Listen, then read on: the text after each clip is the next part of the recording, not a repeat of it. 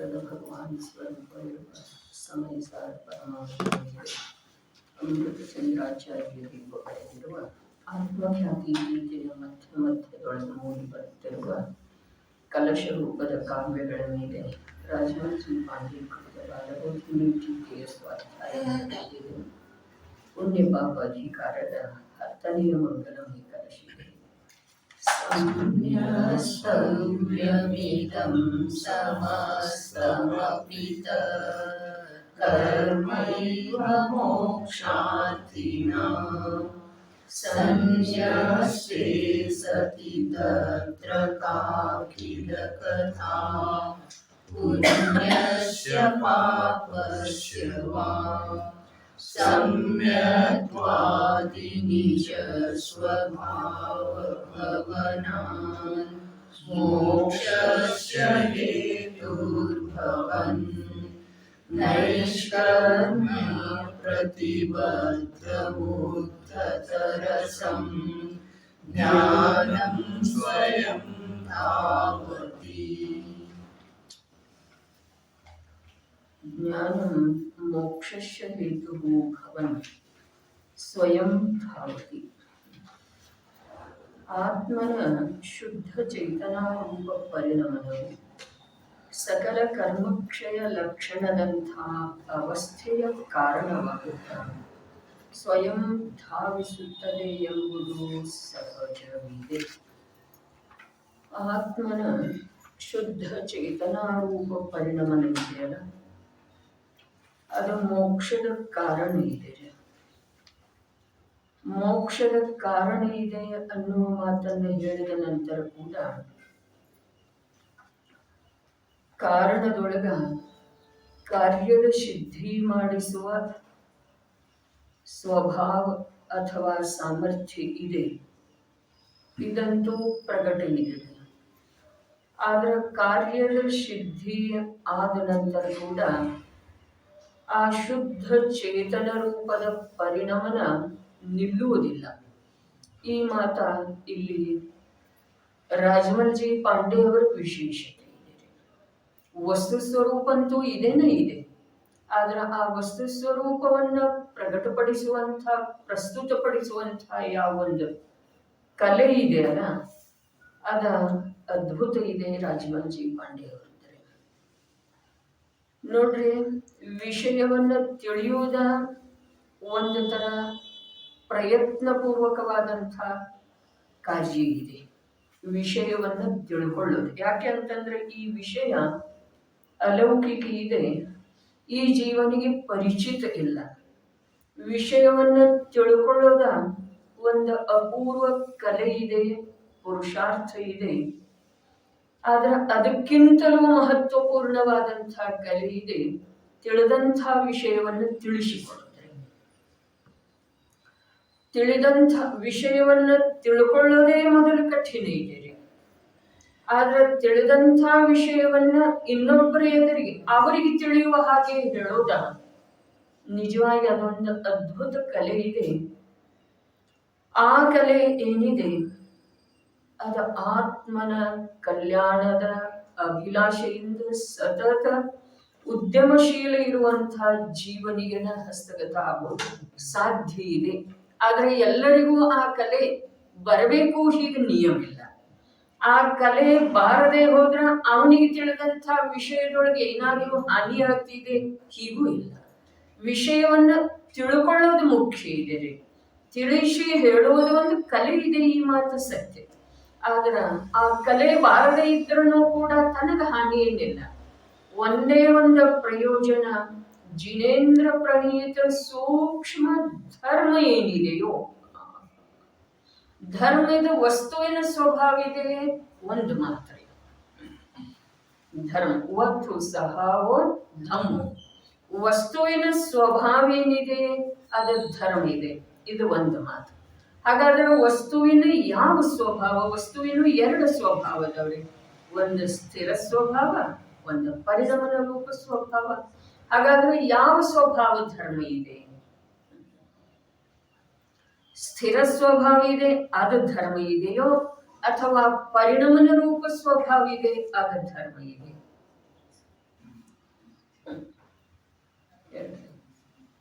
ವಿಚಾರ ಮಾಡೋನು ನಮ್ಮಷ್ಟಕ ನಾವು ವಿಚಾರದ ವಿನಿಮಯ ಮಾಡೋನು.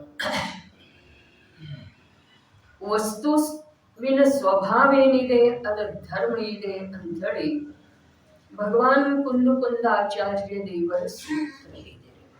ವಸ್ತು ಸಹಾವೋ ಧರ್ಮ. ವಿಷಯ ತಗೊಂಡ ವಿಷಯದ ಜೊತೆಗೆ ಜ್ಞಾನವನ್ನ ಕೀಲಿತಗೊಳಿಸುವಂಥ ಪ್ರಯತ್ನ ಮಾಡುವುದಿದೆ. ಈನ ವಸ್ತು ಸಹಾವೋ ಧರ್ಮ. ವಸ್ತು ಹೇಗಿದೆ? ವಸ್ತು ಹೇಗಿದೆ? ವಸ್ತು ನಿತ್ಯಾತ್ಮಕ ಇದೆ. ವಸ್ತು ಸ್ಥಿರ ಇದೆ, ನಿತ್ಯ ಇದೆ. ವಸ್ತು ಅಸ್ಥಿರ ಇದೆ, ಅನಿತ್ಯ ಅರ್ಥಾತ್ ಪರಿಣಮನಶೀಲ ಇದೆ. ಪರಿಣಮನಶೀಲ ಏನಿದೆ ಅದು ಕೂಡ ಅದರದ ಧ್ರುವ ಧರ್ಮ ಇದೆ. ತಿಳಿತಿದೆ ಅಂದ್ರೆ ಪರಿಣಮನಶೀಲತೆ ಏನಿದೆ ಅದು ಕೂಡ ವಸ್ತುವಿನ ಧ್ರುವ ಧರ್ಮ ಅರ್ಥಾತ್ ಶಾಶ್ವತ ಧರ್ಮ ಇದೆ. ಅದರ ಪರಿಣಮನ ಯಾವಾಗೂ ನಿಲ್ಲುವುದಿಲ್ಲ. ಮತ್ತೆ ಸ್ಥಿರ ಎಲ್ಲಿದೆ? ಅದ ಎರಡು ಧರ್ಮ ಅದವಲ್ಲ, ಒಂದು ಸ್ಥಿರ ಇದೆ, ಒಂದು ನಿತ್ಯ ಪರಿಣಮನಶೀಲ ಇದೆ.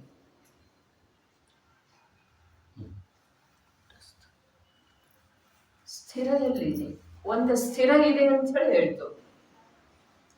ಇನ್ನೊಂದು ವಿವೇಚನೆ ಏನ್ ಮಾಡ್ತು? ಪರಿಣಮನಶೀಲತೆ ಏನಿದೆ ಅದು ವಸ್ತುವಿನ ಧ್ರುವ ಧರ್ಮ ಇದೆ. ಒಂದು ಅಪೇಕ್ಷೆಯಿಂದ ಪರಿಣಾಮ ಏನಿದೆ ಅದು ಕ್ಷಣಿಕಿದೆ, ಅದು ಸ್ವಭಾವಕ್ಕೆ ಆಗುದಿಲ್ಲ. ಪರಿಣಮನ ಕ್ಷಣಿಕಿದೆ, ಕ್ಷಣಿಕ ಇದ್ರೂ ಕೂಡ ಆ ಪರಿಣಮನ ಇದು ಸ್ಥಿರ ಇದೆ, ಅರ್ಥಾತ್ ತ್ರಿಕಾಲಿ ಇದೆ. ಪರಿಣಮನ ಯಾವಾಗೂ ನಿಲ್ಲುವುದಿಲ್ಲ. ನಿಗೋಧದೊಳಗಿದ್ರೂ ಕೂಡ ಪರಿಣಮನ ಚಾಲೂ ಇದೆ. ಮೋಕ್ಷಕ್ಕೆ ಹೊರಟು ಹೋದ ನಂತರ ಕೂಡ ಕೃತ್ಯ ಆದ ನಂತರ ಕೂಡ ಪರಿಣಮನ ಚಾಲೂ ಇದೆ. ಅರ್ಥಾತ್ ಪರಿಣಮನ ಏನಿದೆ ವಸ್ತುವಿನ ಧ್ರುವ ಧರ್ಮ ಇದೆ, ಅರ್ಥಾತ್ ಶಾಶ್ವತ ಧರ್ಮ ಇದೆ, ಅರ್ಥಾತ್ ಯಾವಾಗಲೂ ಎಂದೂ ಬಿಟ್ಟು ಹೋಗದೇ ಇರುವಂತಹ ಧರ್ಮ ಇದೆ. ಹಾಗಾದ್ರೆ ಆ ಪರಿಣಮನ ಅದು ಶಾಶ್ವತ ಇರುವಳೆದೊಳಗ ಇನ್ನು ಮತ್ತೊಂದು ಯಾವುದು ಶಾಶ್ವತ ಇದೆ? ಅದರಲ್ಲೇ ಪರಿಣಮನ ಯಾವಾಗೂ ನಿಂತು ಹೋಗುವುದಿಲ್ಲ. ಪ್ರಶ್ನೆ ತಿಳಿತಾ ಇದೆ ಅಂದ್ರೆ ಪರಿಣಮನ ಯಾವಾಗೂ ನಿಂತು ಹೋಗುವುದಿಲ್ಲ. ಅಕ್ಷರದ ಅನಂತ ಭಾಗ ಮಾತ್ರ ಚೈತನ್ಯದ ಪ್ರಗಟತೆ, ಸ್ವಭಾವದ ಪ್ರಗಟತೆ ಇರುವಂಥ ನಿಗೋಧಾವಸ್ಥೆಯಲ್ಲಿ ಅನಾದಿ ಅನಂತ ಕಾಲ ಇರುವಂಥ ಅನಂತ ಜೀವಗಳ ಅದವೇ.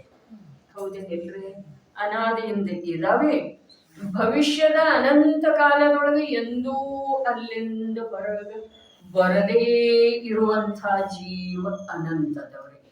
ಹಾಗಾದ್ರೆ ಅವುಗಳದ್ದ ಪರಿಣಮನ ಧರ್ಮ ಇದೆಯೋ ಅಥವಾ ಇಲ್ಲ? ಏನು ಪರಿಣಮನ ಆಯ್ತು? ಇದಾವ ಹಾಗೆ ಅದಾವಲ್ಲ? ಹೇಳ್ರಿ ನೋಡೋಣ, ಪರಿಣಮನ ಏನಾಯ್ತು? ಏಕೇಂದ್ರಿಯದ ನಿಗೋದಿದ್ದ ಏಕೇಂದ್ರಿಯ ಪಾದರ ಕಾಯವನ್ನ ಧಾರಣ ಮಾಡ್ತು, ಸ್ವತಂತ್ರ ಕಾಯವನ್ನ ಧಾರಣ ಮಾಡ್ತು ಅಂತಂದ್ರೆ ಅದರಲ್ಲಿ ಪರಿಣಮನ ಆಯ್ತು ಅನ್ನೋದ. ಆ ಏಕೇಂದ್ರಿಯದ ದ್ವಿಂದ್ರಿಯದ ಪರ್ಯಾಯವನ್ನ ಧಾರಣ ಮಾಡ್ತು ಅಂತಂದ್ರೆ ಅದರಲ್ಲೇ ಪರಿಣಮನ ಆಯ್ತು ಅನ್ನೋದ.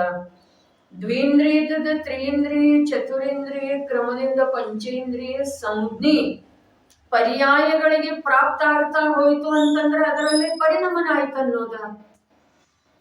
ಸಂಜ್ಞೆ ಪಂಚೇಂದ್ರಿಯ ಮಿಥ್ಯಾ ದೃಷ್ಟಿ ಜೀವ ಸಮ್ಯಕ್ ದರ್ಶನ ಪ್ರಾಪ್ತ ಮಾಡ್ಕೊಂತು ಅಂದ್ರೆ ಅದರಲ್ಲಿ ಪರಿಣಮನ ಆಯ್ತು ಅನ್ನೋದ. ಸಮ್ಯಕ್ ದೃಷ್ಟಿ ಜೀವ ವ್ರತದ ಧಾರಣ ಮಾಡ್ತು ಅಂತಂದ್ರೆ ಅದರಲ್ಲಿ ಪರಿಣಮನ ಆಯ್ತು ಅನ್ನೋದ. ವ್ರತ ಧಾರಣ ಮಾಡಿರುವಂತಹ ಜೀವ ಪ್ರವೃತ್ತಿ ಸ್ವೀಕಾರ ಮಾಡ್ತು ಅಂತಂದ್ರೆ ಪರಿಣಮನ ಆಯ್ತು ಅನ್ನೋದ. ನಿಗೋಧದಲ್ಲಿ ಇನ್ನು ಪರಿಣಮನ ಇದೆ ಹೇಳ್ರಿ.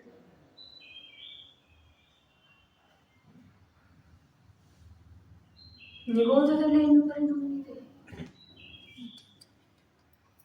ಪರಿಣಮನ ನಿಗೋಧದಲ್ಲಿ ಇದೆಯೋ ಅಥವಾ ಇಲ್ಲ ಇದನ್ನು ಮೊದಲು ತಿಳ್ಕೊಳ್ಳೋದು. ಇದ್ರೆ ಯಾವ ರೂಪದ್ದು ಇದೆ?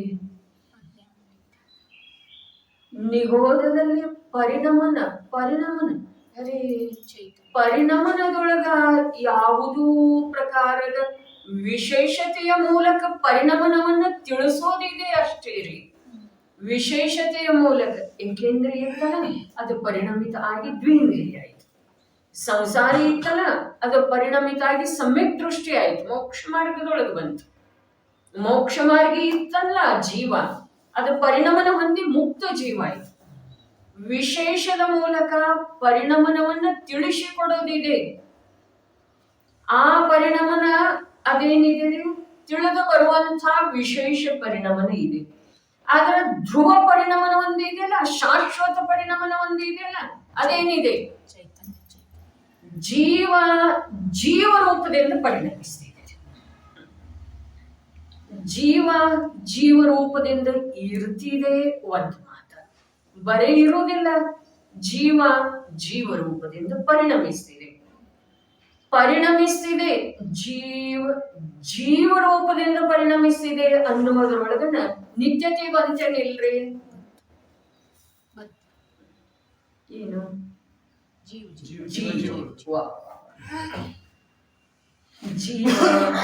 ಜೀವ ರೂಪದಿಂದ ಚೈತನ್ಯ ಸ್ವರೂಪದ ಜೀವ ಚೈತನ್ಯ ಸ್ವರೂಪದಿಂದ ನಿರಂತರ ಪರಿಣಮನ ಮಾಡ್ತಿದೆ. ಹಾಗಾದ್ರೆ ಏಕೇಂದ್ರಿಯ ಇದ್ದದ್ದು ದ್ವಿಂದ್ರಿಯ ಆಯ್ತು, ಇದೇನಾಯ್ತ್ರಿ? ಇದು ಎಂಥ ಪರಿಣಮನ ಇದೆ? ಆ ಪರಿಣಮನ ಯಾವುದು ನಿತ್ಯ ಅಥವಾ ಸಾಮಾನ್ಯ ಪರಿಣಮನ ಇದೆಯಲ್ಲ, ಅದನ್ನ ಛದ್ಮಸ್ಥ ಜೀವನಿಗೆ ಅಥವಾ ವ್ಯವಹಾರವನ್ನೇ ತಿಳಿಯುವಂತಹ ಜೀವನಿಗೆ ವ್ಯವಹಾರದ ಮೂಲಕ ತಿಳಿಸಿಕೊಂಡ. ಜೀವದೊಳಗೆ ಏನಾದರೂ ಬದಲಾವಣೆ ಆಯ್ತದೆ? ಆಗುವುದೇ ಇಲ್ಲ. ಜೀವಿದದ್ದ ಅಜೀವ ಆಗ್ಲಿಲ್ಲ. ಜೀವದ ಸ್ವಭಾವ ಯಾವ ಚೇತನ ಇದೆಯೋ ಆ ಚೇತನ ಹೋಗಿ ಜಡ ಆಗಲಿಲ್ಲ, ದ್ವಿಂದ್ರಿಯ ಆಯ್ತಲ್ಲ. ಹಾಗಾದ್ರೆ ಅದರಲ್ಲಿ ಏನಾಯ್ತು? ಆ ಚೇತನ ಸ್ವಭಾವದ ದ್ರವ್ಯ ಏನಿದೆಯಲ್ಲ, ಆ ಪ್ರಗಟ ಚೈತನ್ಯದೊಳಗ ಪರವನ್ನ ತಿಳಿಯುವಂತಹ ಸಾಮರ್ಥ್ಯದ ವಿಕಾಸ ಆಯ್ತು. ಪರವನ್ನ ಗ್ರಹಣ ಮಾಡುವಂತ ಒಂದು ಇಂದ್ರಿಯದ ಎರಡು ಇಂದ್ರಿಯಕ್ಕೆ ಪ್ರಾಪ್ತ ಆಯ್ತಲ್ಲ, ಅಲ್ಲಿ ಗ್ರಹಣ ಯಾವುದರದಾಗ್ತಿದೆ, ತಿಳುವಳಿಕೆ ಯಾವುದರದಾಗ್ತಿದೆ, ಪರದ್ದನ್ನಲ್ಲಿ ಅಧಿಕ ಆಗ್ತಿದೆ. ಬರೇ ಸ್ಪರ್ಶದ ಮೂಲಕ ಪರವನ್ನ ತಿಳಿತಾ ಇತ್ತು, ಈಗ ಸ್ಪರ್ಶ ರಸ ಎರಡರ ಮೂಲಕ ಪರವನ್ನ ತಿಳಿತಾ ಇದೆ. ಇನ್ನು ಸಂಜ್ಞೆ ಪಂಚೇಂದ್ರಿಯ ಆಯ್ತಲ್ಲ, ಅವಾಗ ಏನ್ ಮಾಡ್ತಿದ್ದೀರಿ? ಸಂಜ್ಞೆ ಪಂಚೇಂದ್ರಿಯ ಆಯ್ತಲ್ಲ, ಆ ವೇಳೆದೊಳಗ ಚೇತನ ಸ್ವರೂಪದ ಜೀವ 5 ಇಂದ್ರಿಯಗಳ ಮೂಲಕ ಯಾವ ಪರವನ್ನ ತಿಳಿತಿತ್ತೋ ಆ ಜೀವಕ್ಕ ಇನ್ನೊಂದು ಸ್ವಲ್ಪ ವಿಕಾಸ ಅರ್ಥಾತ್ ಸಂಜ್ಞೀತನ ಪ್ರಾಪ್ತ ಆಯ್ತಲ್ಲ. ಅದರಿಂದ ಅದು ಪರವನ್ನು ತಿಳಿತಿದೆ, ಸ್ವವನ್ನು ತಿಳಿತಿದೆ. ಮೊದಲು ಪರವನ್ನು ತಿಳಿಯುವಂತಹ ಜ್ಞಾನದೊಳಗೆ ಅಧಿಕತೆ ಆಗ್ತಿದೆ. ಪರವನ್ನು ತಿಳಿಯುವುದರದ ಎಲ್ಲಿ ಮುಕ್ತಾಯದ ಹಂತ ತಲುಪ್ತಿದೆಯೋ ಅಲ್ಲಿ ಸ್ವವನ್ನು ತಿಳಿಯುವಂತಹ ಸಾಮರ್ಥ್ಯ ಪ್ರಕಟ ಆಗ್ತಿದೆ. ಸ್ವವನ್ನು ತಿಳಿಯುವಂತಹ ಸಾಮರ್ಥ್ಯ ಅಲ್ಲಿ ಪ್ರಕಟ ಆಗ್ತಿದಿಲ್ಲ, ಅಲ್ಲಿ ಪರವನ್ನು ತಿಳಿಯೋದಂತೂ ಮುಗಿದದ್ದು ಇದೆ. ಹೌದೇನಿಲ್ರಿ? ವಿಷಯ ಇಲ್ಲಿ ರಾಜಮರ್ಜಿಯವರ ಮುಖ್ಯತೆಯಿಂದ ಪ್ರತಿಪಾದನಕ್ಕೆ ತಗೊಂಡಿದೆ. ಸಂಜ್ಞೆ ಪಂಚೇಂದ್ರಿಯ ಅದ್ಭುತ ಮಾತಿದೆ ರೀ, ನಾವು ಸಾಧಿಸಿ ಬಂದಂಥ ಮಾತಿದೆ. ಈಗ ಈ ಹಂತದೊಳಗ ಈ ಸಮಯದೊಳಗ ನಾನು ಮಾಡಬೇಕಾದಂತಹ ಕಾರ್ಯದ ಸಲುವಾಗಿ ನನಗೆ ಪ್ರಾಪ್ತವಿರುವಂತಹ ಸಾಮರ್ಥ್ಯವನ್ನ ತಿಳ್ಕೊಳ್ಳುವಂತಹ ಸನ್ನಿವೇಶ ಇದೆ. ಏಕೆಂದ್ರೆ ಇದ್ದಾಗ ಏನ್ ಮಾಡ್ತಿತ್ತು? ಒಂದು ಸ್ಪರ್ಶನೇಂದ್ರಿಯದ ಮೂಲಕ ಪುದ್ಗಲದ ಕೇವಲ ಸ್ಪರ್ಶ ಗುಣದ ಪರ್ಯಾಯವನ್ನು ತಿಳಿಯುತ್ತೆ. ಏನ್ ತಿಳಿತಿತ್ತು? ಉದ್ಗಲ ದ್ರವ್ಯದ ಒಂದು ಸ್ಪರ್ಶ ಗುಣದ ಯಾವುದೋ ಒಂದು ಪರ್ಯಾಯವನ್ನು ತಿಳಿತಿತ್ತು. ನನ್ನಲ್ಲಿ ಎಷ್ಟು ವಿಕಾಸ ಆಗುತ್ತೆ. 2 ಆಯ್ತು, 3 ಆಯ್ತು, 4 ಆಯ್ತು, 5 ಆಯ್ತು. 5ರವರೆಗೆ ಬರೇ ಅದಕ್ಕೆ ಪರವನ್ನ ಅರ್ಥಾತ್ ಜಡವನ್ನ ಅರ್ಥಾತ್ ಉದ್ಗಲವನ್ನ, ಅದರ ಸಲುವಾಗಿ ಅಲ್ಲಿ ಕಲ್ಯಾಣದ ಮಾರ್ಗ ಪ್ರಶಸ್ತಿ ಇಲ್ಲ. ಸಂಜ್ಞೆ ಪಂಚೇಂದ್ರಿಯದವರೆಗೆ ಜ್ಞಾನದ ವಿಕಾಸ ಆಗ್ತಾ ಹೋಯ್ತರೆ, ಆದ್ರ ಆ ವಿಕಸಿತ ಜ್ಞಾನ ಜಡವನ್ನೇ ತಿಳಿಯುವುದಕ್ಕೂ ಉಪಯೋಗ ಆಗುವಂಥದ್ದು ಇರ್ತರೆ. ಆದ್ರೆ ಇಲ್ಲಿ ಸಂಜ್ಞೀತನ ಪ್ರಾಪ್ತ ಆಯ್ತಲ್ಲ ಜೀವನಿಗೆ, ಯಾವಾಗ ಆವಾಗ ಆ 5 ಇಂದ್ರಿಯದ ವಿಷಯವನ್ನ ತಿಳಿಯುವುದರ ಜೊತೆಯಾಗಿ 5 ಇಂದ್ರಿಯದ ವಿಷಯ ಯಾವ ಪುದ್ಗಲತ್ತಿದೆಯೋ ಅದನ್ನು ತಿಳಿಯುವಂಥ ಮತ್ತು ಚೈತನ್ಯ ಸ್ವರೂಪದ ಸ್ವವನ್ನು ತಿಳಿಯುವಂತಹ ಸಾಮರ್ಥ್ಯ ಆ ಜ್ಞಾನಕ್ಕ ಅರ್ಥಾತ್ ಆ ಜೀವಕ್ಕ ಪ್ರಾಪ್ತ ಇದೆ. 5 ಇಂದ್ರಿಯದ ಮೂಲಕ ಸಮಗ್ರ ಪುದ್ಗಲದ ಜ್ಞಾನ ಐತ್ರಿ. ಆದ್ರೆ ಇದು ಪುದ್ಗಲದ ಜ್ಞಾನ ಇದೆ ಅನ್ನೋದು ಮನಸ್ಸಿನಿಂದಲೇ ಗೊತ್ತಾಗ್ತಿದೆ. ಇದು ಪುದ್ಗಲದಿದೆ, ಇದೇನು ವಿಕಾಸ ಆಗಿದ್ದಿದೆಯಲ್ಲ, ಇದು ಪುದ್ಗಲಕ್ಕೆ ಸಂಬಂಧಿಸಿದ ಹಾಗೆ ಇದೆ. ನನ್ನ ಕಲ್ಯಾಣದ ಮಾರ್ಗ ಇದರಲ್ಲಿ ಇಲ್ಲ. ಇದು ಯಾವಾಗ ತಿಳಿತಿದೆ? ಸಂಜ್ಞೆ ಮನಸ್ಸು ಪ್ರಾಪ್ತ ಆದ ನಂತರ. ಅದು ತಿಳಿಯುವುದರಿಂದ ಅರೆ ನಾನು ಪುದ್ಗಲಲ್ಲ, ನಾನು ಚೈತನ್ಯ ಸ್ವರೂಪ, ಇದರಿಂದ ನಾನು ಭಿನ್ನಿದ್ದೇನೆ. ಯಾವುದರಿಂದ? ಇದ ಚೇತನ ಪುದ್ಗಲ. ಯಾವಾಗ ತಿಳಿತಿದೆ? ಸಂಜ್ಞೀತನ ಪ್ರಾಪ್ತ ಆದ ನಂತರ ಇದ ಪುದ್ಗಲ ಇದೆ, ಇದ ಅಚೇತನ ಇದೆ, ಇದ ಚೇತನ ಪುದ್ಗಲ. ಅದು ಚೇತನ, ಅದು ಚೇತನ. ಯಾವ್ದ? ಇದನ್ನೆಲ್ಲ ತಿಳಿತಾ ಇದೆಯಲ್ಲ ಅದು ಚೇತನ. ಇದೆಲ್ಲ ಯಾವಾಗ? ಸಂಜ್ಞೆ ಪಂಚ. ನೋಡ್ರಿ, 5 ಇಂದ್ರಿಯಗಳಿಗೆ ಸಂಬಂಧಿಸಿದ ಹಾಗೆ ಅಥವಾ 5 ಇಂದ್ರಿಯಗಳನ್ನ ಮೀರಿದ ಪುದ್ಗಲ ವಿಷಯ ಯಾವುದೂ ಇಲ್ಲ. 5 ಇಂದ್ರಿಯಗಳ ಪರಿಸೀಮೆಗೆ ನಿಲುಕದೇ ಇರುವಂಥದ್ದು ಯಾವುದೂ ಇಲ್ಲ ಪುದ್ಗಲದ ವಿಷಯ. ಆದ್ರೆ ಒಂದು ಸಂಜ್ಞೀತನ ಪ್ರಾಪ್ತ ಆದ ನಂತರ 2 ಪ್ರಕಾರದ ಲಾಭ ಇದೆ. ಏನು 2 ಪ್ರಕಾರದ? ಇದೆಲ್ಲವೂ ಪುದ್ಗಲದ್ದು ಇದೆ. ಇದು ಭಿನ್ನ ದ್ರವ್ಯದ ಮಾತು ಇದೆ. ಪುದ್ಗಲ ಇದು ನನ್ನಿಂದ ಭಿನ್ನ ಇದೆ, ತಿಳಿಯುವಂಥ ನನ್ನಿಂದ ಭಿನ್ನ ಇದೆ. ಹಾಗಾದ್ರೆ ತಿಳಿಯುವಂಥ ನಾನು ಅದರಿಂದ ಭಿನ್ನ ಎಂಥ ಇದ್ದೇನೆ, ಇದೆಲ್ಲ ವಿಚಾರ ಮಾಡುವ, ನಿರ್ಣಯ ಮಾಡುವ ಯೋಗ್ಯತೆ ಒಂದು ಸಂಜ್ಞೆ ಪಂಚೇಂದ್ರಿಯಕ್ಕೆ. ಆ ಕಾರ್ಯ ಮಾಡಲಿಲ್ಲ, ಉದ್ಗಲವನ್ನೇ ತಿಳಿಯುವುದರೊಳಗೆ ನಾವು ವ್ಯಸ್ತಗೊಳ್ಳದೆವು ಅಂತಂದ್ರ ನಾವು ಸಂಜ್ಞೆ ಪಂಚೇಂದ್ರಿಯ ಅಲ್ಲ, ನಾವು ಪಂಚೇಂದ್ರಿಯ.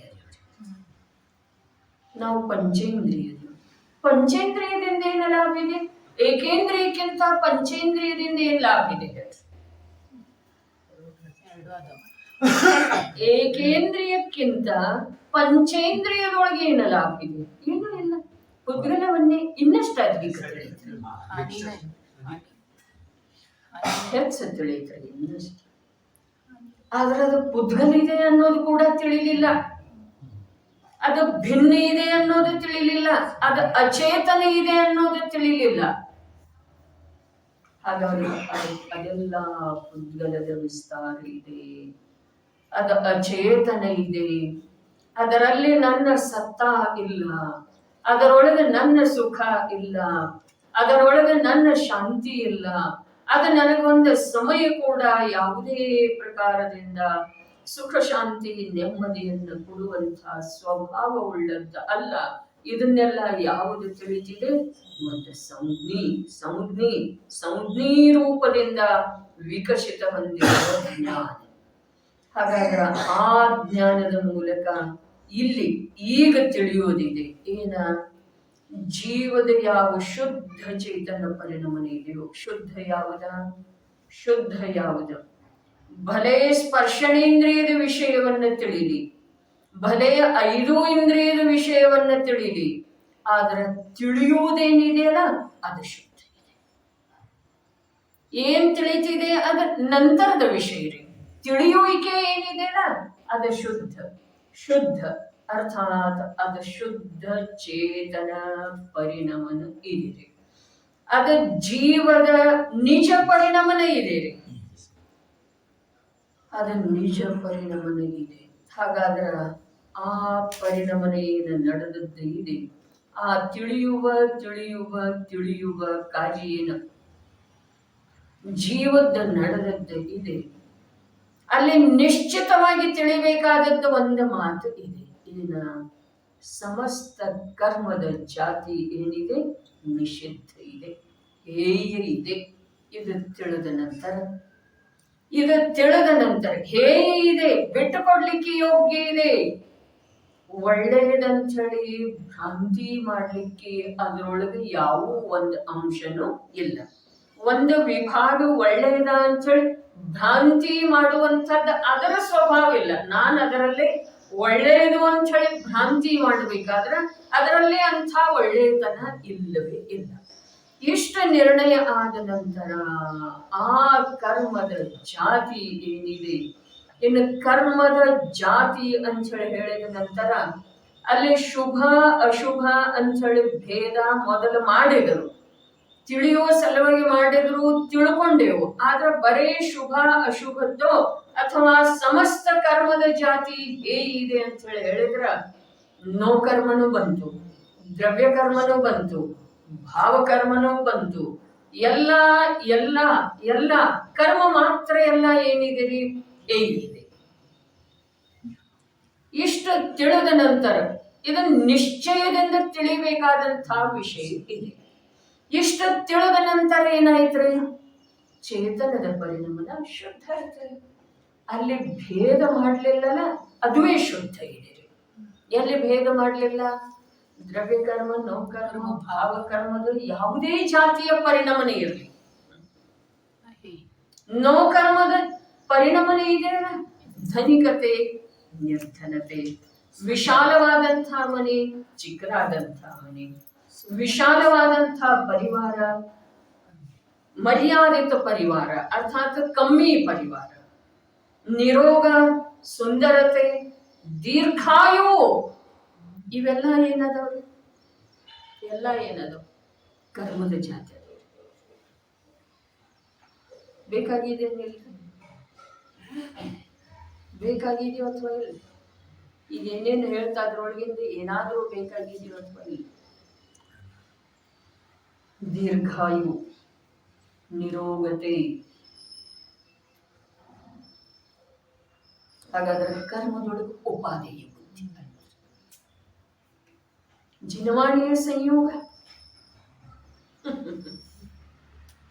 ಕರ್ಮದೊಳಗೆ ಉಪಾದೇಯ, ಜಿನವಾಣಿ ಏನಿದೆ?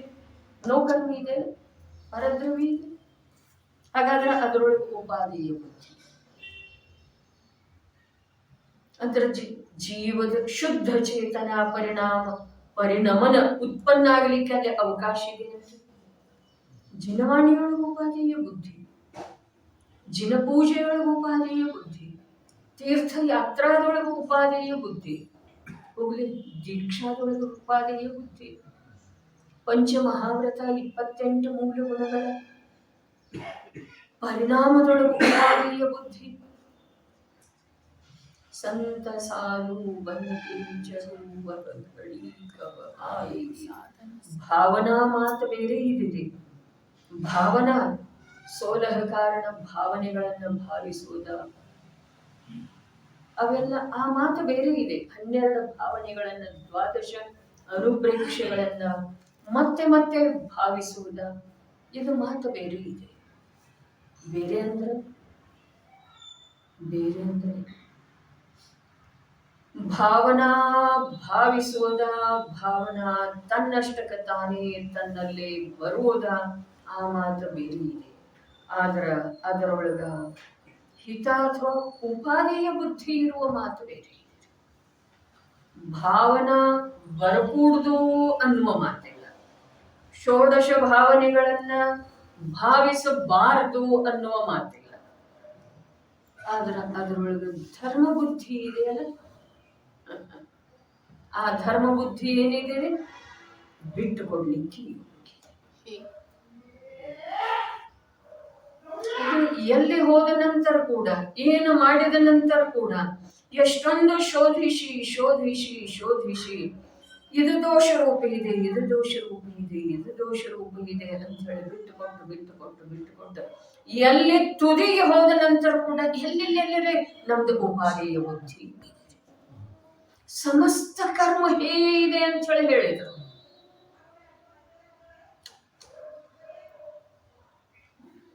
ಹಾಗಾದ್ರ ಎಲ್ಲೆಲ್ಲೇ ಉಪಾದೇಯ ಬುದ್ಧಿ, ಅದಕ್ಕೆ ಹೇಳಿದ್ರು ಸಮಸ್ತ ಶಾಸ್ತ್ರಗಳ ಪಾಠಿ ಇದ್ರನು ಕೂಡ ರಾಗರೇಣುವಿನ ಸದ್ಭಾವದಿಂದ ಅವನಿಗೆ ಧರ್ಮದ ಪ್ರಾಪ್ತಿ ಅರ್ಥಾತ್ ಶುದ್ಧಾತ್ಮನ ಅನುಭೂತಿ, ಅರ್ಥಾತ್ ನಿರಾಕುಲತೆ, ಅರ್ಥಾತ್ ಆತ್ಮಿಕ ಶಾಂತಿ, ಅರ್ಥಾತ್ ಸ್ವಾಧೀನ ಮಾರ್ಗದ ಉಪಲಬ್ಧಿ ಆಗುವುದಿಲ್ಲ.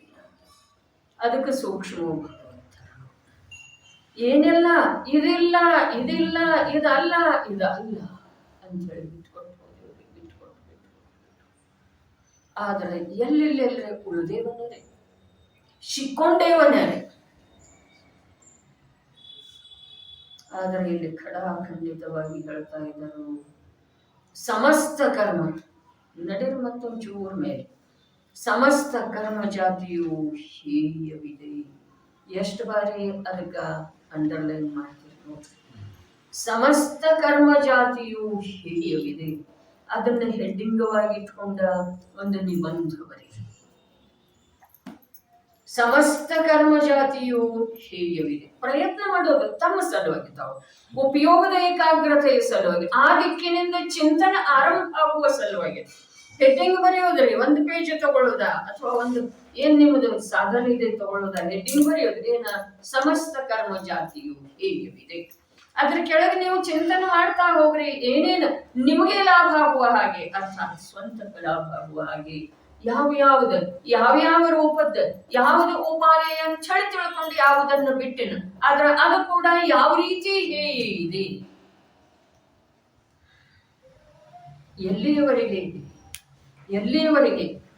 ಎಲ್ಲಿಯವರೆಗೆ ಪ್ರತ್ಯಕ್ಷ ಅಭೇದ ಆತ್ಮನೊಳಗ ಒಂದಾಗಿ ಹೋಗುವುದಿಲ್ಲವೋ. ಒಂದು ಸಮಯದಲ್ಲಿ ಒಂದಾಗಿ ಹೋಗೋದಂತಂದ್ರೆ ಶಾಶ್ವತ ರೂಪದಿಂದ ಹೇಳ್ತಾ ಇಲ್ಲ, ಒಂದು ಸಮಯಷ್ಟು ಸೂಕ್ಷ್ಮ ಇದೆ. ಆದ್ರ ಆ ಸೂಕ್ಷ್ಮ ಕಾಲಾವಧಿ ಮಾತ್ರ ಕೂಡ ಈ ಜೀವ ತಾನು ಹೇಗಿದನೋ ಹಾಗೆ ಉಳಿದೇ ಇಲ್ರಿ. ಬರೇ ಬಣ್ಣ. ಸಮಯ ಏನಿದೆ ಅತ್ಯಂತ ಸೂಕ್ಷ್ಮ ಕಾಲಾವಧಿ ಇದೆ. ಅಷ್ಟು ಕೂಡ ಈ ಜೀವ ಹೇಗಿದನೋ ಹಾಗೆ ಉಳಿಲಿಲ್ರಿ. ಏನಾರ ಮಾಡೋ ಮಾತಿಲ್ಲ, ಈ ಕಾರ್ಯ ಮಾಡಲಿಲ್ಲ ಕ್ಷಮೆ ಇದೆ. ಹೇಗಿದನೋ ಹಾಗೆ ಉಳಿಲಿಲ್ಲ. ಹಾಗಾದ್ರೆ ಇವನ ಕಾರ್ಯದ ಸೂಕ್ಷ್ಮತೆ ಎಷ್ಟಿದೆ. ಒಂದೂ ಸಮಯ ಇವನು ಹೇಗಿದನು ಹಾಗೆ ಉಳಿಲಿಲ್ಲ ಅಂದ ಮೇಲೆ ನಿರಂತರ ಬೇರೆ ಆಗುವುದರೊಳಗೆ ಎಷ್ಟು ಶೀಘ್ರತೆ ಇದೆ. ಒಂದು ಸಮಯವೇ ಇವನಿಗೆ ಆ ಕಾರ್ಯದಿಂದ ಬಿಡುಗಡೆ ಇಲ್ಲ ಅಂದ ಮೇಲೆ ಇವನ್ ನಿತಾಂತ ಅಪ್ರಮಾದಿ ಇದ್ದಾನೆ ನೋಡ್ರಿ. ಅಪ್ರಮಾದಿ ಇದ್ದಾನೆ. ಪ್ರಮಾದದಿಂದ ಹಿಂಸೆ ಕಷಾಯದಿಂದ ಬಂಧ ಅಂತ ಹೇಳಿ ಹೇಳಿದ್ರೆ ಅದಕ್ಕೆ ವಿರುದ್ಧವಾಗಿ ಇಲ್ಲಿ ನೋಡಿದ್ರ ನಿರಂತರ ಅಪ್ರಮಾದಿ ಅದನ ಯಾಗಿದ ಸಾಕಪ್ಪ ಅಂತ ಹೇಳಿ ಒಂದು ಸಮಯನೂ ಕೂಡ್ಲಿಲ್ಲ.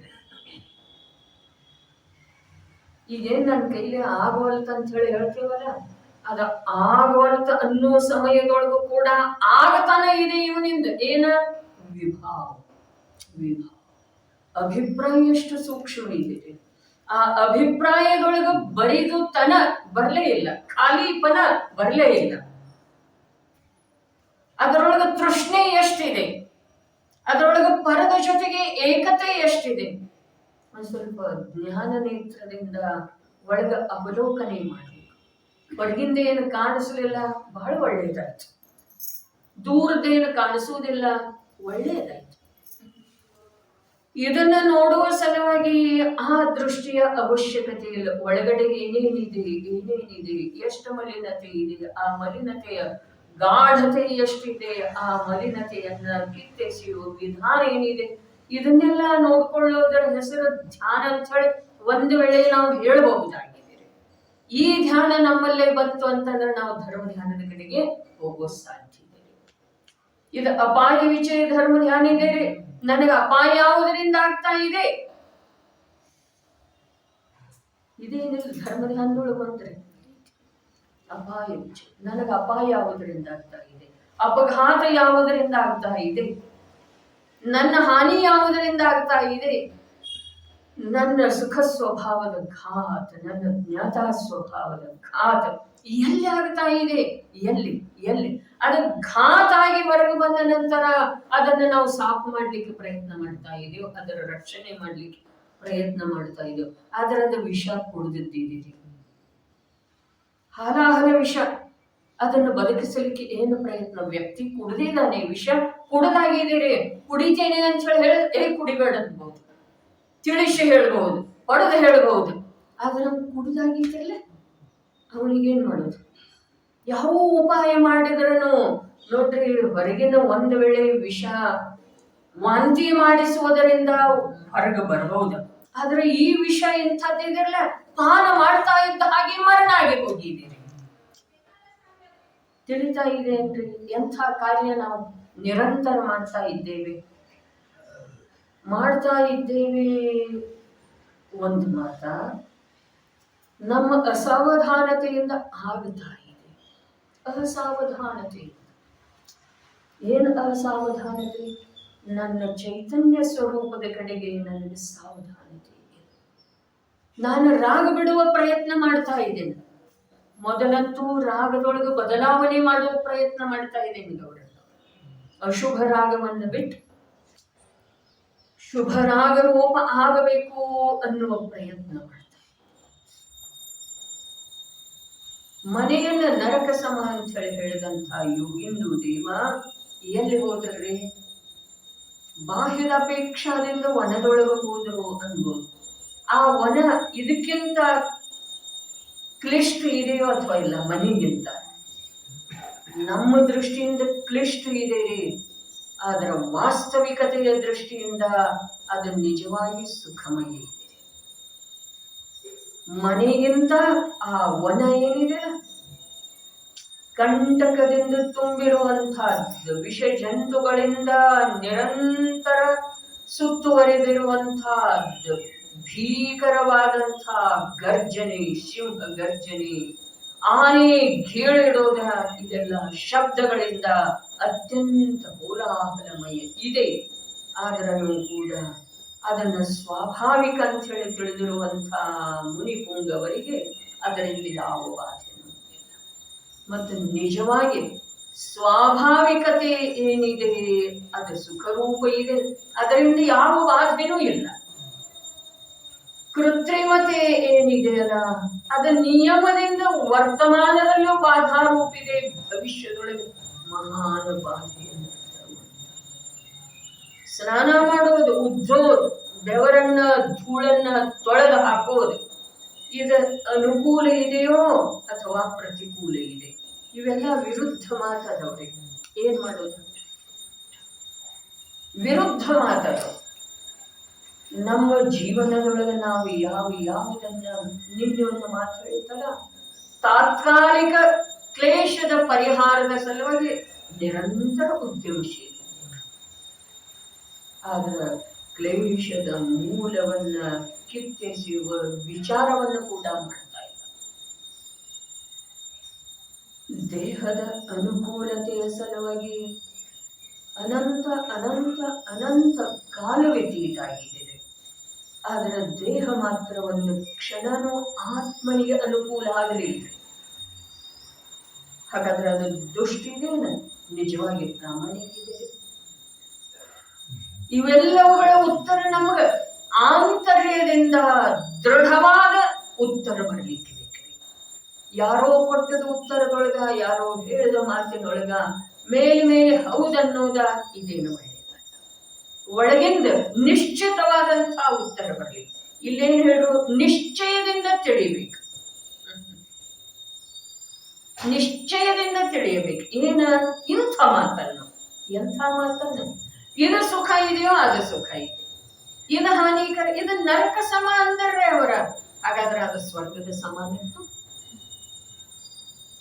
ಅಲ್ಲಿ ಯಾವ ಭಾರ ಇಲ್ರಿ, ಭಾರ ಇಲ್ಲ. ಇಲ್ಲಿ ಭಾರ ಇದೆ ರೀ. ಮಂದಿರಕ್ಕೆ ಹೋಗ್ಬೇಕಾದ್ರೆ ಬಾಗಿಲ ಹಾಕೊಂಡು ವಿಚಾರ ಬರ್ತಿದೆಯಲ್ಲ, ಅದು ಭಾರ ಇದೇನಿಲ್ರಿ, ಒಬ್ಬರೇ ಇದೇವೆ, ಇದೇನಿಲ್ರಿ. ಮತ್ತು ಮುನಿರಾಜರು ಒಂದು ವೃಕ್ಷದ ಕೆಳಗಿಂದ ಎದ್ದು ಎಲ್ಲೋ ಪರ್ವತದ ಶಿಖರದ ಮೇಲೆ ಹೋಗಿ ಕೂತ್ರ, ಅವ್ರಿಗೇನು ಭಾರ ಇದೆ? ಅಲ್ಲೇನ್ ಮಾಡ್ಬೇಕಾಗಿದೆ? ಏನಾದ್ರೂ ಒಂದು ಬಿಛಾನ ಹಾಕೊಂಡು ಕೂತಿದ್ರು ಅಂದ್ರೆ ಅದನ್ನ ಹೋಗ್ಬೇಕಾಗಿದೆ. ಅದು ಇಲ್ಲದ್ರೆ ವಿಚಾರ ಮಾಡ್ರಿ, ಎಷ್ಟು ನಿರ್ಭಾರತೆ ಇದೆ, ಎಷ್ಟು ಸಹಜತೆ ಇದೆ ಒಳಗಡೆ, ಎಷ್ಟು ಆಕುಲತೆಯಿಂದ ರಹಿತ ಆಗುವಂತಹ ಉಪಾಯ ಇದೆ. ನಾವು ದೇಹಕ್ಕೆ ಅನುಕೂಲ, ದೇಹಕ್ಕೆ ಸುಖ ಕೊಡುವ ಸಲುವಾಗಿ ಎಷ್ಟು ಪಾಪದ ರಾಶಿ, ಎಷ್ಟು ರಾಶಿ. ಆರಂಭ ಹಿಂಸೆ ಎಷ್ಟು, ನೀರು ಸೋಸು, ಕಸ ಗುಡಿಸು, ಬಟ್ಟೆ ತೊಳೆ, ಸ್ನಾನ ಮಾಡು, ಪ್ರತಿಯೊಂದರೊಳಗ ಅಗಣಿತ. ನಾವೇನು ಅವುಗಳನ್ನ ಸಾಯಿಸೋ ಭಾವಿಲ್ಲಲ್ಲ, ಆ ಜೀವಗಳನ್ನ. ಹೌದಪ್ಪ, ಸಾಯಿಸೋ ಭಾವಿಲ್ಲ. ಆದ್ರೆ ಯಾವುದು ನೀನಲ್ಲವೋ ಅದು ನಾನಂತ ಹೇಳಿ ತಿಳ್ಕೊಂಡ ಅದರ ಸಂರಕ್ಷಣೆ, ಅದರ ಜೋಪಾಸನೆಯ ಭಾವಿದೆಯಲ್ಲ, ಅದರೊಳಗ ಅವೆಲ್ಲ ಸತ್ತದ ಭಾರ ನಿನ್ನ ತಲೆಗೆನ ಬರ್ತೀವಿ, ಬೇರೆ ಎಲ್ಲಿ ಹೋಗುವುದಿಲ್ಲ. ನನ್ನ ತಲೆಗೆ ಬಂದು ಏನ್ ಮಾಡ್ತಿದೆ, ನನಗ ಅದೇ ಪ್ರಕಾರದ ಅವಸ್ಥೆಯನ್ನು ಪ್ರಾಪ್ತ ಮಾಡಿಸ್ತಿದೆ. ನಾವೇನಿದ್ದೇವೆ, ಸುಖರಾಮ ಇರುವೆಳದೊಳಗೆ ಸುಖದಾಸ ಆಗಿದ್ದೇವೆ. ಏನಿರುವೆಳದೊಳಗ ಸುಖರಾಮ್, ಆತ್ಮಾರಾಮನೊಳಗ ಬರೀ ಸುಖ. ಏನಿದೆ, ಇಷ್ಟು ಎತ್ತರ, ಇಷ್ಟು ತೂಕ, ಇಷ್ಟು ಇಂಥ ವರ್ಣ ಇಲ್ಲ. ಎಲ್ಲಾ ದೃಷ್ಟಿಯಿಂದ ಬರೀ ಸುಖ. ಎಷ್ಟು ಎತ್ತರ ಇದೆ ಅಷ್ಟು ಸುಖ ಇದೆ. ಆತ್ಮನ ಪ್ರದೇಶ ಎಷ್ಟು ವಿಸ್ತಾರ ಇದಾವೆ ಅಷ್ಟು ಸುಖ. ಆತ್ಮನ ಎಷ್ಟು ಗುಣ ಇದಾವೆ ಅಷ್ಟು ಸುಖ. ಆತ್ಮನ ಯಾವ ಗುಣದ ಒಂದೊಂದು ಸಮಯದ ಪರ್ಯಾಯ ಇದೆ, ಅದು ಸುಖವೇ ಇದೆ. ಒಂದೊಂದು ಪರ್ಯಾಯದ ಯಾವ ಅನಂತ ಅವಿಭಾಗ ಪ್ರತಿಚ್ಛೇದ ಇದಾವೆ, ಅವು ಸುಖವೇ ಇದೆ. ಹೀಗೆ ಸುಖರಾಮ ಇರುವೆಳದೊಳು ಕೂಡ ಸುಖದಾಸ ಆಗಿದೆ. ಎಲ್ಲಿ ಇಲ್ಲವೋ ಸುಖ, ಅಲ್ಲಿ ದಾಸತ್ವವನ್ನ ಸ್ವೀಕಾರ ಮಾಡಿದೆ. ಯಾರ್ಯಾರ ದಾಸ ಆಗಿದ್ದೇವೆ?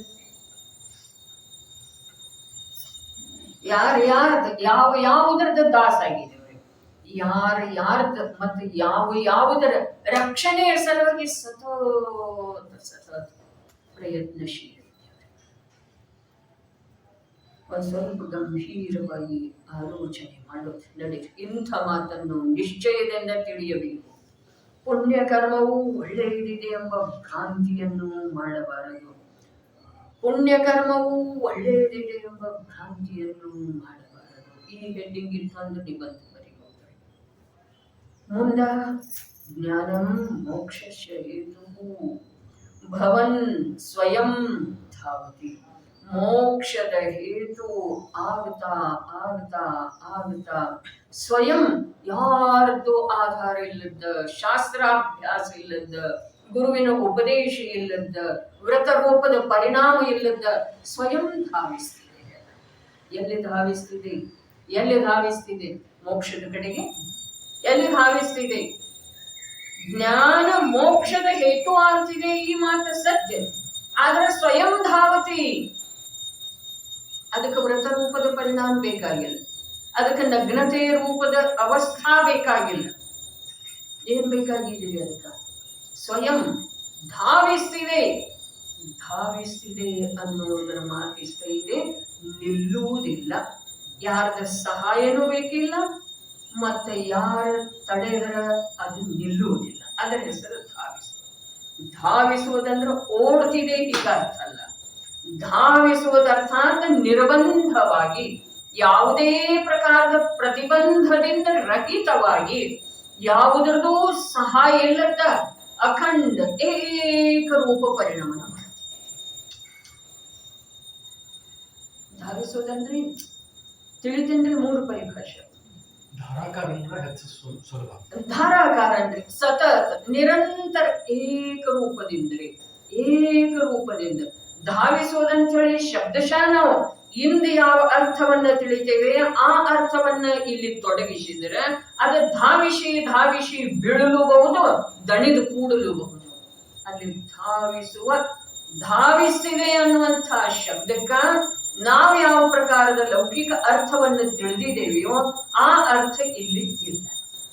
ಧಾವಿಸ್ತಿದೆ ಇದಕ್ಕೆ 3 ವಿಶೇಷಣ, 3 ಪ್ರಕಾರ ಹೇಳಿತು, 3 ರೀತಿಯಿಂದ ತಿಳಿಸಿಕೊಟ್ಟಿತು. ಏನ ಅದು ಯಾವುದೂ ಅದಕ್ಕೆ ವಿರೋಧಿಯಾಗಿ ಅಡ್ಡ ಬಂದ್ರ ಅದನ್ನ ಒಂದನೇದು ಪರಿಭಾಷೆ. ಎರಡನೇದು ಏನ, ಅದರ ಪರಿಣಾಮದ ಸಲುವಾಗಿ ಯಾವುದ್ರದ್ದು ಆಧಾರ ಬೇಕು, ಮತ್ತ ಅದರ ಪರಿಣಾಮದೊಳಗೆ ಯಾವಾಗೂ ಹೀನಾಧಿಕತೆ ಬರುವುದಿಲ್ಲ. ಏಕ ಪ್ರಕಾರವಾಗಿ, ಏಕ ಪ್ರಕಾರವಾಗಿ. ಹಾಗಾದ್ರೆ ಒಂದೇ ಶಬ್ದದ ಲೌಕಿಕದೊಳಗಿನ ಅರ್ಥ ಬೇರೆ ಮತ್ತು ಈ ಪಾರಲೌಕಿಕ ಅರ್ಥ ಆಧ್ಯಾತ್ಮದೊಳಗಿನ ಅರ್ಥ ಬೇರೆ. ಅಲ್ಲಿ ಧಾವಿಸುವುದರ ಅರ್ಥ ಏನಾಗ್ತಿದೆ, ಒಮ್ಮೆ ಬಿದ್ದೋಗ್ತಿದೆ ಅದು, ಎಷ್ಟು ಹಾವು ಹಾವು ಮಾಡ್ತೀವಿ ಅಂತೇಳಿ ನಾವು, ಎಷ್ಟು ಒಳಗಡೆ ಆಕುಲ ವ್ಯಾಕುಲ ಆಗ್ತೀವಿ ಅಂದ್ರೆ ಅದರೊಳಗೆ ಒಮ್ಮೆ ಏನಾಗ್ತಿದೆ, ಏನಾದ್ರೂ ವ್ಯತ್ಯಯ ಅರ್ಥಾತ್ ವಿರುದ್ಧತೆ ಬರ್ತಿದೆ. ಆದ್ರೆ ಇಲ್ಲಿ ಯಾವುದರಿಂದನೂ ಅದು ತಡೆಯಲ್ಪಡುವುದಿಲ್ಲ. ಅಶುದ್ಧ ಚೇತನ ಪರಿಣಮನ ನೋಡ್ರಿ, ಅಶುದ್ಧ ಚೇತನ ಪರಿಣಮನಕ್ಕ ಅನ್ಯದ ಆಧಾರ ಇದೆ, ನಿಮಿತ್ತ ಇದೆ. ಆ ನಿಮಿತ್ತದ ಅಭಾವ ಆಗುವುದರಿಂದ ಅದರ ಪರಿಣಾಮದೊಳಗೆ ಬೇರೆ ಕನ ಶುಭದೊಳಗ ದೇವಶಾಸ್ತ್ರ ಗುರು ನಿಮಿತ್ತ ಅದಾರಲ್ಲ, ಆ ನಿಮಿತ್ತ ಬಿಟ್ಟ ನಂತರ ಆ ಶುಭ ಪರಿಣಾಮನ ಏನಾಗ್ತಿದ್ದಾರೆ, ಅಲ್ಲೇ ತುಂಡರಿಸ್ತಿದ್ದಾರೆ. ಹೌದು ಅಥವಾ ಇಲ್ಲ? ನಿಮಿತ್ತದ ಮುಖ್ಯತೆಯಿಂದ ಕಥನ ಮಾಡ್ತಾ ಇದೆ. ಶುಭ ಪರಿಣಾಮದೊಳಗ, ಶುಭ ರೂಪ ಪರಿಣಾಮನದೊಳಗ ನಿಮಿತ್ತ ಇದೆ. ದೇವ, ಶಾಸ್ತ್ರ, ಗುರು, ಸಾಧರ್ಮಿ, ಕ್ಷೇತ್ರ, ತೀರ್ಥ ಇವೆಲ್ಲ ನಿಮಿತ್ತ. ಆ ನಿಮಿತ್ತ ಬಿಟ್ಟು ಹೋದ ನಂತರ ಆ ಪರಿಣಾಮನ ತುಂಡರಿಸ್ತಿದೆ. ಆದ್ರೆ ಇದು ಶುದ್ಧ ಚೇತನ ರೂಪದ ಪರಿಣಾಮನೇ ಇದೆಯಲ್ಲ, ಇದು ಯಾವುದರಿಂದಲೂ ಬಾಧೆಗೊಳಗಾಗುವುದಿಲ್ಲ. ಮೊದಲನೇ ಮಾತು, ಯಾವುದರಿಂದಲೂ ಬಾಧೆಗೊಳಗಾಗುವುದಿಲ್ಲ. ಎರಡನೇ ಮಾತೇನು ಹೇಳ್ತು, ಯಾವುದ್ರದ್ದು ಅದಕ್ಕೆ ಸಹಾಯ ಸಪೋರ್ಟ್ ಬೇಕಾಗಿಲ್ಲ. ನೋಡ್ರಿ, ವೈರಾಗ್ಯಮಯ ಪರಿಣಾಮಗಳು ಬೇಕಾಯ್ತು. ಮುನಿ ಜೀವನದೊಳಗೆ ಹೇಳ್ತಾರೆ, ಯಾವಾಗ ಪರೀಕ್ಷೆ ಬರ್ತಿದೆ, ಯಾವಾಗ ಉಪಸರ್ಗ ಬರ್ತಿದೆ, ಆವಾಗ ದೀಕ್ಷಾದ ಸಮಯದೊಳಗಿನ ವೈರಾಗ್ಯವನ್ನು ಸ್ಮರಿಸಿಕೊಳ್ಳುತ್ತಾರೆ. ವೈರಾಗ್ಯದ ಸ್ಥಿರತೆಯ ಸಲುವಾಗಿ 12 ಅನುಪ್ರೇಕ್ಷೆಗಳನ್ನು ಹೇಳ್ತಾರೆ. ಹೌದೇನಿಲ್ಲ? ಆದರೆ ಇಲ್ಲಿ ಸ್ವಭಾವ ಶುದ್ಧ ಚೇತನ ರೂಪದ ಪರಿಣಾಮಕ್ಕೆ ಯಾವುದರ ಆಧಾರ ಬೇಕಾಗಿದೆ? ಅದಂತೂ ಶುದ್ಧ ದ್ರವ್ಯದ ಆಧಾರದಿಂದನೇ ನಡೆದಿದೆ. ಆ ದ್ರವ್ಯದೊಳಗೆ ಏನೂ ವ್ಯತ್ಯಯನ ಆಗುವುದಿಲ್ಲ. ಈ ನಿಮಿತ್ತದೊಳಗ ವ್ಯತ್ಯಯ ಆಗಬಹುದು, ಶುಭ ಕರ್ಮದೊಳಗ, ಸಂಯೋಗದೊಳಗ, ಕ್ಷಣಿಕ ಪರಿಣಾಮದೊಳಗ ಬದಲಾವಣೆ ಆಗಬಹುದು. ಆದರೆ ದ್ರವ್ಯದ ಆಧಾರದಿಂದ ಆಗುವಂತಹ ದ್ರವ್ಯದ ಪರಿಣಮನ, ಶುದ್ಧ ಪರಿಣಮನ ಅರ್ಥಾತ್ ದ್ರವ್ಯದ ಆಧಾರದಿಂದ ಆಗುವಂತ ದ್ರವ್ಯ ರೂಪ ಪರಿಣಮನ, ಅದಕ್ಕೆ ಯಾವುದ್ರದ್ದು ಸಹಾಯ ಬೇಕಾಗಿಲ್ಲ, ಯಾವುದ್ರದ್ದು. ಅದರ ಸಲುವಾಗಿ ಸಾಧಕನಲ್ಲಿ ಕೂಡ 2 ಮಾತದವರಿಗೆ, ಒಂದು ಬೋಧಿತ ಬುದ್ಧ, ಒಂದು ಸ್ವಯಂ ಬುದ್ಧ. ಬೋಧಿತ ಬುದ್ಧ ಇನ್ನೊಬ್ಬರ ಕಡೆಯಿಂದ ಬೋಧ ಪ್ರಾಪ್ತ ಮಾಡ್ಕೊಂಡು ನಾವು ಬುದ್ಧ ಅರ್ಥಾತ್ ಜ್ಞಾನಿ ಆಗ್ತಾ ಇದ್ದ. ಬೋಧಿತ ಬುದ್ಧ, ಸ್ವಯಂ ಬುದ್ಧ.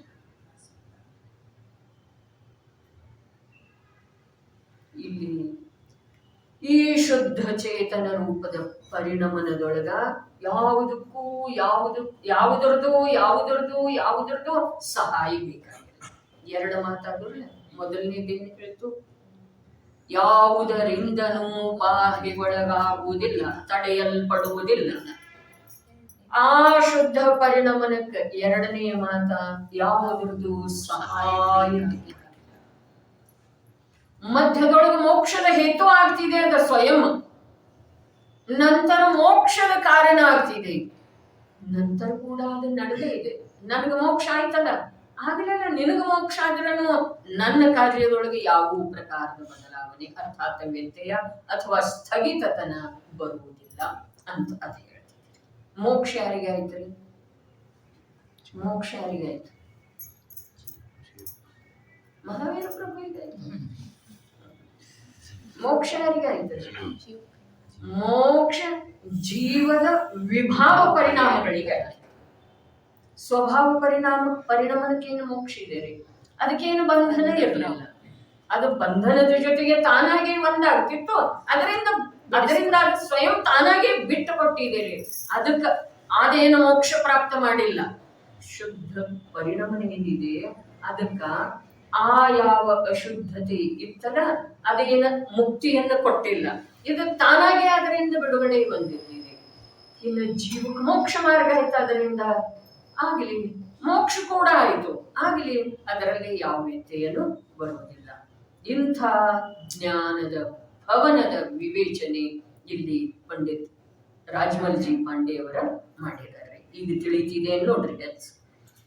ಆತ್ಮನ ಶುದ್ಧ ಚೇತನಾರೂಪ ಪರಿಣಮನವು ಸ್ವಯಂ ಕರ್ಮಕ್ಷಯ ಲಕ್ಷಣದಂಥ ಅವಸ್ಥೆಯ ಕಾರಣವಾಗುತ್ತಾ ಇನ್ನೊಂದಕ್ಕೆ ಕಾರಣ ಆಗ್ತಾ ಇದೆ. ಬಾಹ್ಯದೊಳಗೂ ಕೂಡ ಅಂಥ ಜೀವರುಗಳಿಗೆ ನಿಮಿತ್ತ ಆಗ್ತಾ ಇದೆ. ಅದರ ಕಾರ್ಯದೊಳಗ ಸಹಜತೆ ಇದೆ. ಅದರ ಕಾರ್ಯದೊಳಗ ಯಾವ ಪ್ರಕಾರದ ಹೆಚ್ಚಳಿಕೆ ಅಥವಾ ಕಮ್ಮಿತನ ಇಲ್ಲ. ಸ್ವಯಂ ಧಾವಿಸುತ್ತದೆ ಎಂಬುದು ಸಹಜವಿದೆ. ಭಾವಾರ್ಥವು ಈ ಪ್ರಕಾರ ಇದೆ. ಹೇಗೆ ಸೂರ್ಯನ ಪ್ರಕಾಶವಾದ ಮೇಲೆ ಸಹಜವಾಗಿಯೇ ಅಂಧಕಾರವು ನಾಶವಾಗುತ್ತದೆ, ಹಾಗೆಯೇ ಜೀವದ ಶುದ್ಧ ಚೇತನಾರೂಪ ಪರಿಣಮನವಾದ ಮೇಲೆ ಸಮಸ್ತ ವಿಕಲ್ಪಗಳು ನಾಶವಾಗುತ್ತವೆ. ಇನ್ನೇನ ವಿಕಲ್ಪ ಎಲ್ಲ ನಾಶ ಆದವಲ್ಲ, ಇನ್ನೇನು ಮಾಡೋದಿದೆ ನನಗೆ? ಅರೆ, ವಿಕಲ್ಪ ನಾಶ ಆದ್ರ ನಾನು ಶುದ್ಧ ರೂಪದಿಂದ ಅಥವಾ ನಾನು ಸ್ವಭಾವ ರೂಪದಿಂದ ಪರಿಣಮನ ಮಾಡುವುದರಿಂದ ವಿಕಲ್ಪ ನಾಶ ಆಗಿದ್ದಾವೆ ಅನ್ನೋ ಹಾಗೆ ವಸ್ತು ಸ್ವರೂಪ ಇಲ್ಲ. ಇದೆ ಅಂದ್ರೆ ನಿಮಿತ್ತ ನೈಮಿತ್ತಿಕತೆ ಆಗಿದೆ. ನಿಮಿತ್ತ ನೈಮಿತ್ತಿಕತೆ ಆಗಿದೆ. ಜೀವ ಶುದ್ಧ ಚೇತನ ರೂಪದಿಂದ ಸಹಜ ಧಾವಿಸ್ತಾ ಇರೋದು ಸಹಜ ಇದೆ, ಪರಿಣಮನ ಮಾಡ್ತಾ ಇರೋದು ಸಹಜ ಇದೆ. ಅಲ್ಲಿ ವಿಕಲ್ಪಗಳೆಲ್ಲ ನಾಶ ಆದವು. ಸೂರ್ಯ ಉದಯಕ್ಕೆ ಪ್ರಾಪ್ತ ಆಗಿದಂದ್ರೆ ದೃಷ್ಟಾಂತ ಹೇಳಿದ್ರು ಭಾವಾರ್ಥದೊಳಗ. ಸೂರ್ಯ ಉದಯಕ್ಕೆ ಪ್ರಾಪ್ತ ಆದ ನಂತರ ಅವ ಅಂಧಕಾರವನ್ನು ಪಡೆದೋಡಿಸ್ಬೇಕು, ನಾಶ ಮಾಡ್ಬೇಕು ಅಂತ ಹೇಳಿ ಉದಯಕ್ಕೆ ಪ್ರಾಪ್ತ ಆಗಿದಂದ್ರೆ ಅವನು ತನ್ನಷ್ಟಕ್ಕೆ ಉದಯಕ್ಕೆ ಪ್ರಾಪ್ತ ಆಗಿದ್ದಾನೆ. ಅಂಧಕಾರ ತನ್ನಷ್ಟಕ್ಕೆ ತಾನಷ್ಟ ಆಗಿದೆ. ಒಂದು ವೇಳೆ ಸೂರ್ಯ ಅಂಧಕಾರವನ್ನ ಪಡೆದೋಡಿಸುವ ಸಲುವಾಗಿ ಅಥವಾ ನಾಶ ಮಾಡುವ ಸಲುವಾಗಿ ಉದಯಕ್ಕೆ ಪ್ರಾಪ್ತ ಆಗುತ್ತಿದ್ದ ಅಂತಂದ್ರ ಏನಾಗ್ತಿತ್ತು? ಮತ್ತ ಅಂಧಕಾರದ ಸಾಮ್ರಾಜ್ಯ ನಡೆಯುವ ಹಾಗೆ ಅವ ಅಸ್ತ ಆಗ್ತಿರ್ಲಿಲ್ಲ. ಅವನ ಉದ್ದೇಶ ಅಂಧಕಾರವನ್ನ ನಾಶ ಮಾಡೋದಿರ್ತಿತ್ತು ಅಂತಂದ್ರ ಮತ್ತ ಅಂಧಕಾರದ ಸಾಮ್ರಾಜ್ಯನ ಪಸರಿಸುವ ಹಾಗೆ ಅವ ಅಸ್ತಕ್ಕೆ ಯಾಕೆ ಪ್ರಾಪ್ತ ಆಗ್ತಿದ್ರೆ? ಅವನು ತನ್ನಷ್ಟಕ್ಕೆ ಉದಯಕ್ಕೆ ಪ್ರಾಪ್ತ ಆಗ್ತಾನೆ, ತನ್ನಷ್ಟಕ್ಕೆ ಗಮನ ಮಾಡ್ತಾನೆ, ತನ್ನಷ್ಟಕ್ಕೆ ಅಸ್ತಾಚಲದೊಳಗೆ ಇಳಿತಾನೆ.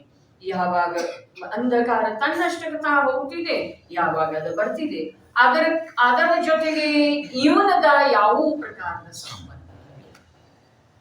ಅದೇ ರೀತಿ ಶುದ್ಧ ಚೇತನ ರೂಪದ ಪರಿಣಮನಕ್ಕ ಅಪೇಕ್ಷೆ ಇಲ್ಲ. ಏನ? ವಿಭಾವದ ನಾಶ ಮಾಡುವುದು ಇದೇನ್ರಿ? ಕರ್ಮದ ನಾಶ ಮಾಡುವುದು ಇದೇನ? ಏನು ಹೇಳ್ತಾರೆ ಈ ಭಾವಾರ್ಥ ನೋಡಿ.